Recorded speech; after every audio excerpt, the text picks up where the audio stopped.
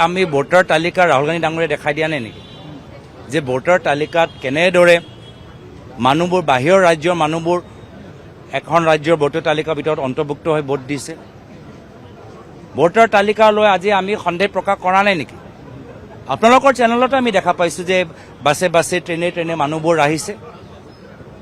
অসমত অসমীয়া মানুহৰ আজি দপদপনি থাকিব নে নাথাকে, যি দলৰ চৰকাৰ হওক, অসমৰ আমাৰ থলুৱা মানুহৰ চৰকাৰ হ'বনে নে বাহিৰৰ মানুহৰ ভোটত অসমৰ ৰাজনৈতিক ভৱিষ্যত এতিয়া সদায় নিৰ্ধাৰিত হ'ব। এতিয়া আপোনালোকৰো মোবাইল ফোন আছে, আপোনালোকৰো মাইক্ৰফোন আছে, আপোনালোকৰ মোবাইল ফোনৰ মাইক্ৰফোনৰ বেটেৰী অলপ দিন সময় পিছত চাৰ্জ শেষ হৈ যায়। কিন্তু আমিও জানিবলৈ বিচাৰোঁ যে ইভিএমৰ ভিতৰত এনেকুৱা কি বেটেৰী টেকনলজি আছে যে তেওঁলোকৰ চাৰ্জ কমে নহয়। আমি জানিবলৈ বিচাৰোঁ সেইখিনি বেটেৰী আপোনাৰ মোবাইল ফোনত থাকিব লাগে, সেইখিনি বেটেৰী আপোনালোকৰ বুমত থাকিব লাগে, সেইখিনি বেটেৰী প্ৰত্যেকজনৰ ওচৰত থাকিব লাগে যে ইমান দিনৰ পিছতো বেটেৰী পাৰ্চেণ্টেজ কমি নাযায়। তো সম্পূৰ্ণ সামূহিক কথাখিনি আমি পাতিবলৈ বিচাৰোঁ আৰু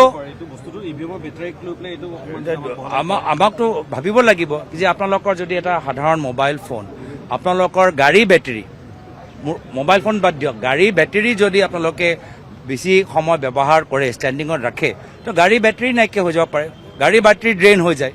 কিন্তু ইভিএমৰ বেটেৰী আমি বহুতকেইটা আমাৰ মানুহবোৰ প্ৰতিনিধিসকলে এতিয়া নিজ চকুৰে চাই কৈছে যে ইমান দিনৰ পিছত বেটেৰী পাৰ্চেণ্টেজ 94%, 6%, 5%।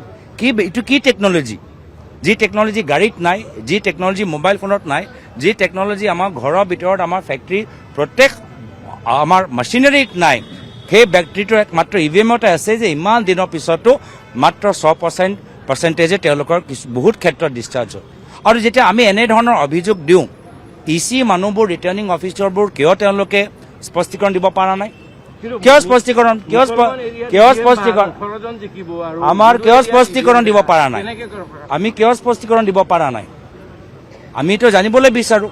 তো গোটেইখিনি প্ৰক্ৰিয়াৰ ওপৰত আমি ব্যাপকভাৱে চৰ্চা কৰাটো গুৰুত্বপূৰ্ণ। লগে লগে কৈছোঁ যে